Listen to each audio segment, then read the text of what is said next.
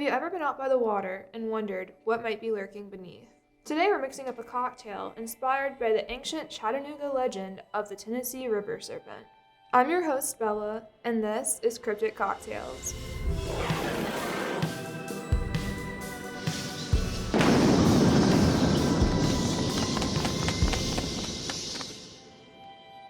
You're going to start by pouring 1.5 ounces of blue curacao,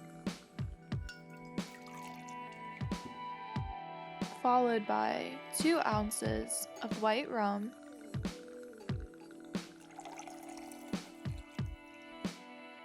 and 1 ounce of lime juice. And then we'll add 2 ounces cream of coconut. Following that, we'll add 3 ounces of pineapple juice. Then we'll grab our blender, pour some ice into it, and empty all of our ingredients. And then we're going to blend this until it's nice and smooth.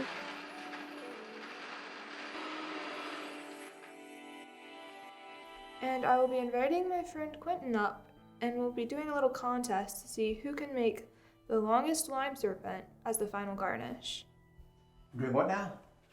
Alright, so I'm going to ask you to take a lime, and you are going to take this tool. Literally never done this before in my life. You're going to do it first then. Cool. Okay. What do I do? You're going to press it in and go around and try to make a long serpent. That's it? That's all. Okay. So the Cherokee believed that the Tennessee River held a massive 20-foot serpent. Sightings of it could be found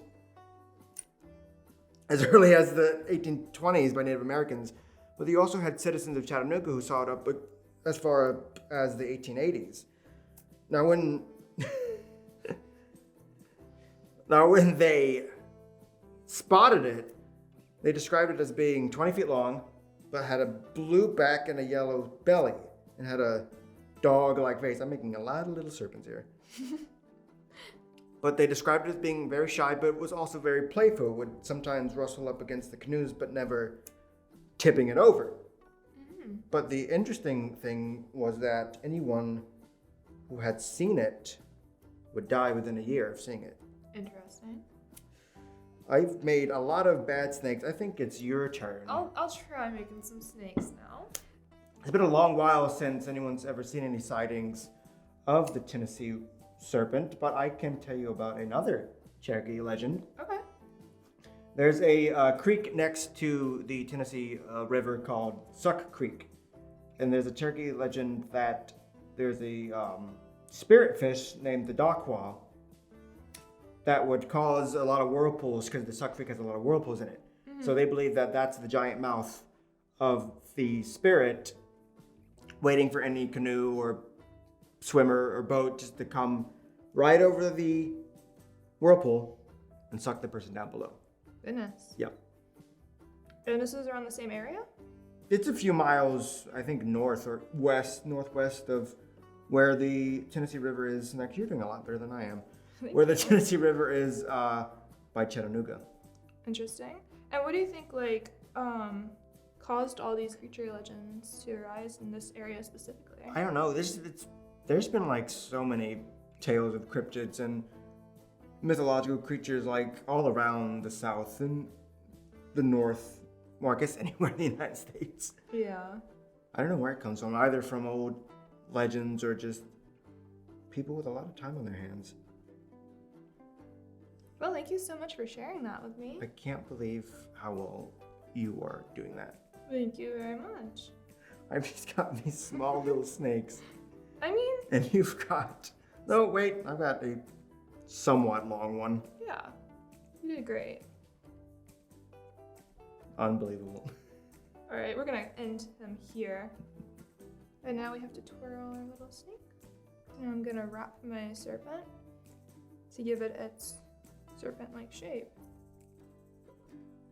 You'll wrap it around your finger like so, and you'll pull. Do you want to try? I think it already kind of did it that way. Yeah. But I'll try it again. You wrap it around your finger, and you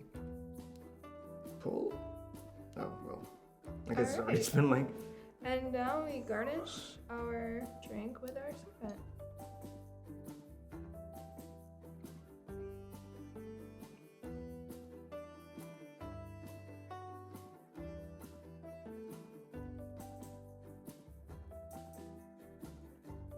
Okay, Clinton, now I'm going to ask you to try the drink and let me know what you think. I get to try it? Yes. Oh, all that hard work. I actually like it. I'm not really wanting to drink alcohol, but I really like it.